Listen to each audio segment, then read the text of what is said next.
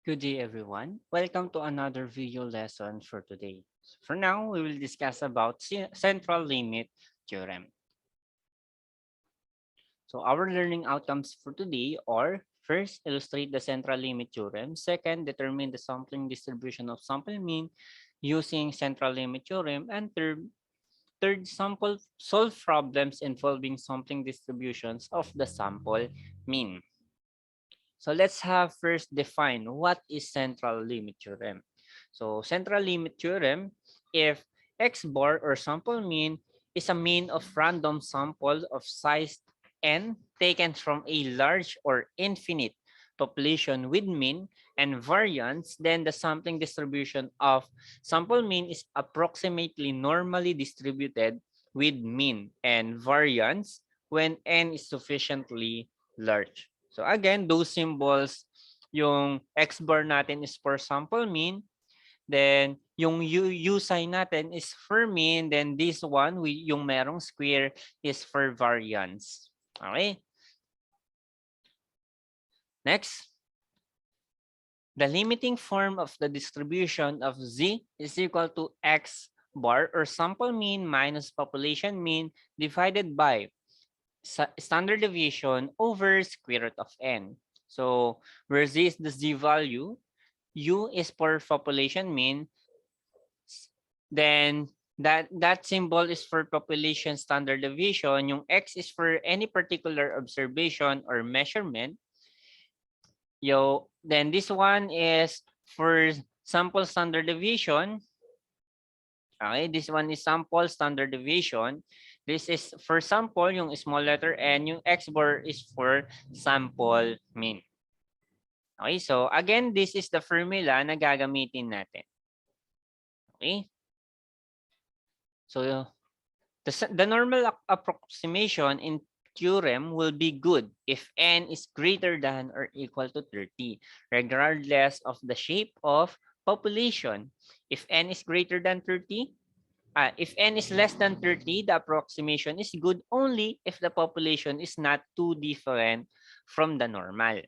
If the distribution of the population is normal, the sampling distribution will always also be exactly normal, no matter how small size of the sample. Okay, so how to solve for the probabilities for the sample mean? So step 1, find the value of the population mean. Step 2, identify the event of interest in terms of sample mean and locate the appropriate area on the normal curve. Step 3, convert the necessary values of x bar or sample mean to z values using the formula C is equal to sample mean minus population mean over standard deviation all over square root of n. Step 4, use the standard normal distribution table to compute the probability. So let's have an example. The average cost for household of owning a brand new car is 5,000 pesos. Suppose that we randomly select 40 households, determine the probability that the sample mean for this 40 household is more than 5,350. Assume that the variable is normally distributed and the standard deviation is 1,230. Okay? So first is based on the given, our population mean is 5,000 pesos.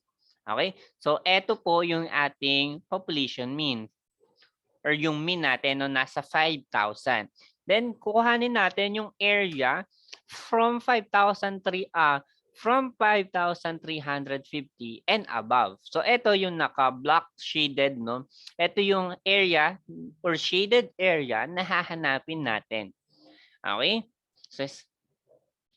So next is step 3, convert the necessary values of x bar to z values using the z is equal to x bar or sample mean minus population mean over standard deviations over square root of n. So if we are going to substitute our given data, no, our sample mean is 5,350. Our population mean is 5,000. And our standard deviation is 1,230 and the the sample or small letter n is 40. Okay, so if we are going to input this on our calculator, no, that will be equal to 1.80. So 1.80 is only the z-score. Okay, this is only the z-score po. No? Now, since kakailanganin natin yung z-score to get the z-value using the z-standard deviation table or the z-table, no? Kapag tinignan natin, yung 1.80, its equivalent z-value is 0.4641. Okay? So, I hope natatandaan pa kung paano gamitin si z-table. Okay? So, since the shaded region is away from the mean, no? And nasa right tail kasi yung ating shaded region, kung matatandaan nyo rin po, no? Na kapag hindi nag-start from the mean, yung ating illustration or yung shaded part, kailangan nating i-subtract ito by 0.5,000. Okay, so that will be 0.5,000 minus 0.4641. That is equivalent to 0.035. Kasi po yung 0.4641, ito lang yung area from here papunta dito. Iyan lang yung area niya. Okay, ang hahanapin natin is yung nasa right tail, no? Yung nasa shaded part natin. So from here papunta dito, yung hahanapin nating area. Okay, kaya tayo nag-subtract ng 0.5,000. Okay, so therefore, we can conclude that the probability of obtaining a sample larger than 5,350 is 3.59%. Okay, next, example number 2, the average age of a car registered in the land transportation office is 10 years or 120 months.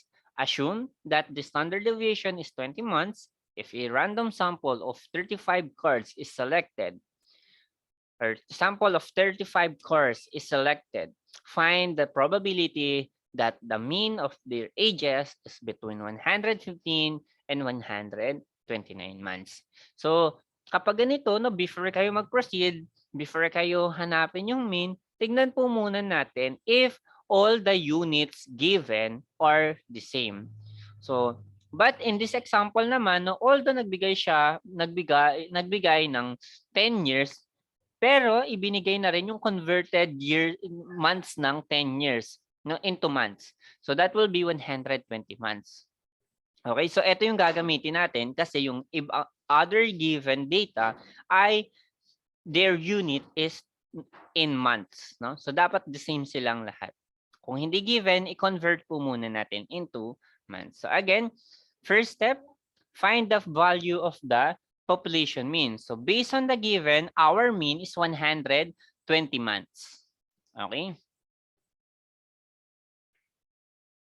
Now, step 2, identify the events of interest in terms of sample and locate the appropriate area on the normal curve. So again, no, we will illustrate our normal curve. Okay, our mean here is 120. And since meron tayong dalawa, no, na binigay, no, or hanapin natin yung between 115 and 129. Those 2 points ay ilolocate natin or ilalagay din natin on our normal curve. So 115 is on the left side of our mean na 120. So let's assume that nandito si 115. Okay? And 129 months, okay, yung 129 is on the right side of our mean na 120. So ito po ngayon yung shaded area natin will be this part, no, between 115 and 129. So yan yung shaded part na hahanapin natin na yung area niya. Okay, so this is 129. Okay, so pagmasdan muna natin yung ating illustration, no? Although meron siyang dalawang point on the left side on the left and the right side of our mean. So, pero both of them starts from the mean. Okay? So next, step 3, convert the necessary values of X bar or sample mean minus population mean over standard deviation, right? Over standard deviation all over square root of n. Okay, so that will be, wait lang.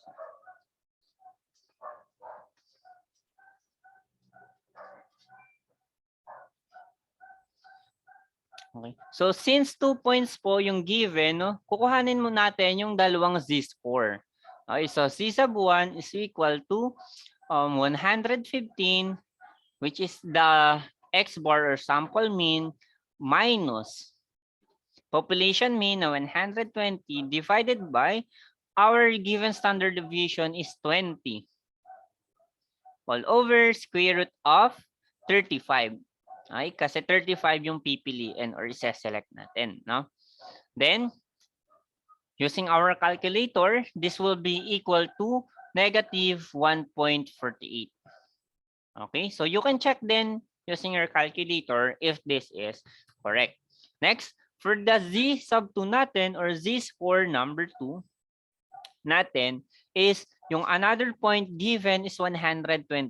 Then we are going to subtract it by our population mean divided by standard deviation over square root of 35. And this will be equal to 2.66. Okay? So again, you can check it if this is correct. No? Now, after nating makuha yung dalawang z-score natin, kakailanganin natin na gamitin ang z-table to get the z-value. Okay? Now, the z-value of negative 1.48, no?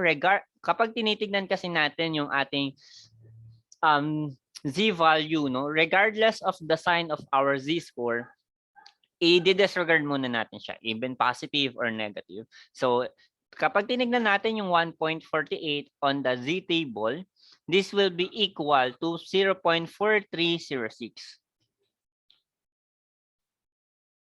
And yung z sub 2 natin, that will be the equivalent z-value of 2.66 is 0.4961.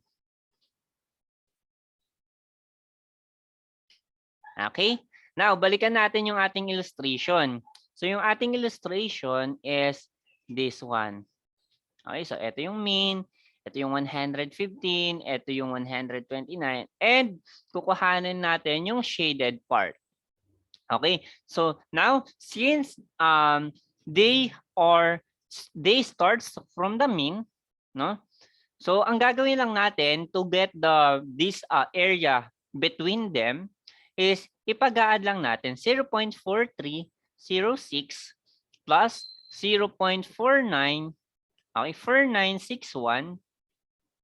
Okay, it is equal to 0.9261.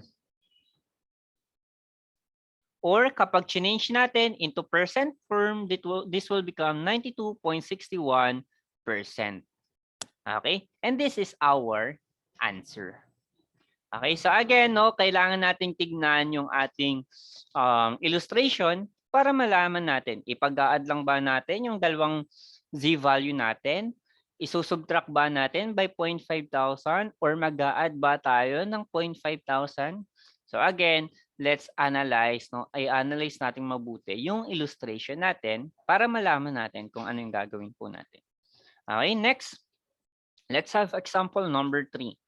For example number 3, the average number of liters of milk or of fresh milk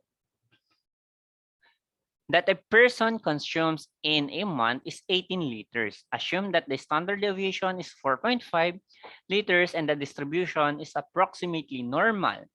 So we have here A, find the probability that a person selected at random consumes more than 16 liters per month. And letter B, if a sample of 32 individuals is selected, find the probability that the mean of the sample will be more than 16 liters.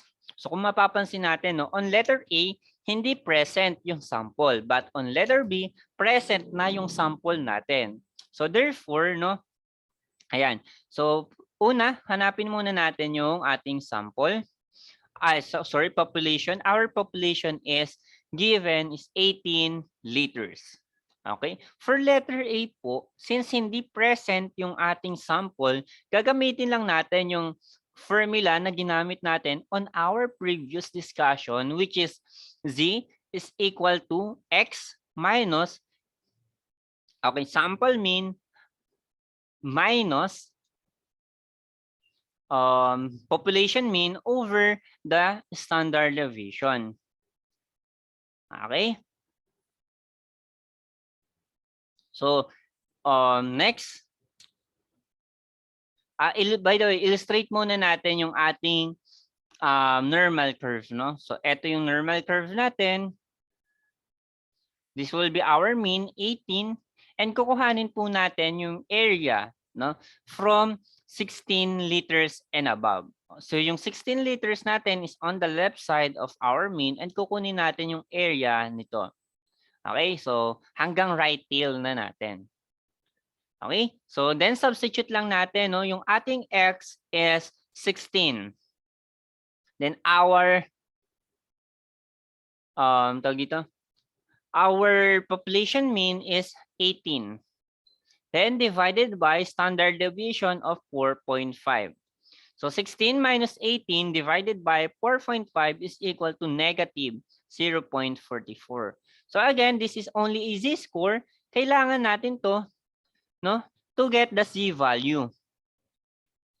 The z-value of negative 0.44 is equal to 0.1700.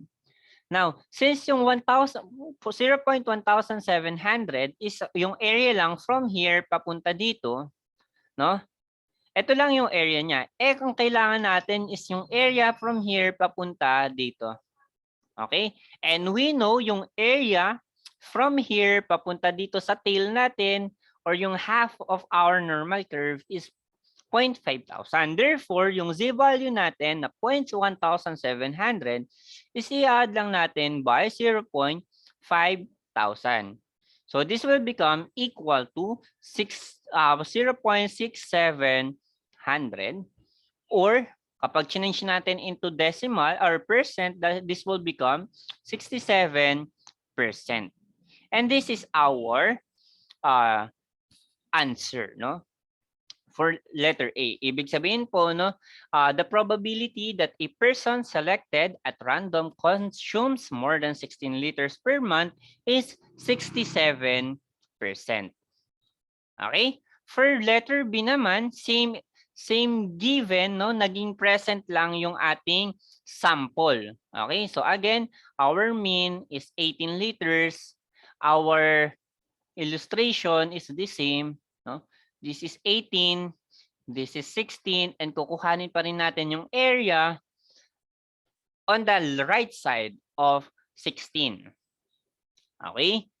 So, now since naging present na yung ating sample, no? So, ang gagamitin na nating formula is Z is equal to X bar minus population mean over standard deviation over square root of n. So dito, kasi nga present na yung ating sample. Unlike kanina, hindi present, no, yung sample natin. So again, this is letter B. So balikan lang natin yung mga given data. Standard deviation is 4.5, mean is 18, x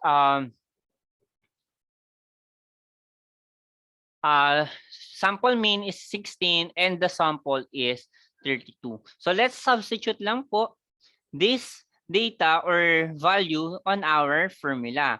So sample mean is 16, population mean is 18, divided by standard deviation is 4.5, and square root of n or square root of sample of 32 individuals. So if we are going to solve for this, no, using our calculator, our answer will be negative 2.51. Okay. Negative 2.51. 51. So again, this is only a z-score. Kakailanganin natin to solve for the z value. Okay? So titignan natin on our z table, the equivalent z value of negative 2.51 is 0.4941. Okay, 4.4940. Okay? So, since ito lang yung area from here papunta dito, kakailanganin pa rin natin yung area from here hanggang sa tail natin. So, ang gagawin lang po natin, yung 0.4940 will be add by 0.5000 and this is equal to 0.9940 or into percent form, this will become 99.40%. Okay? So therefore, no, our conclusion here is the probability that the mean of sample will be more than 16 liters in a sample of 32 individuals is 99.40%. Okay?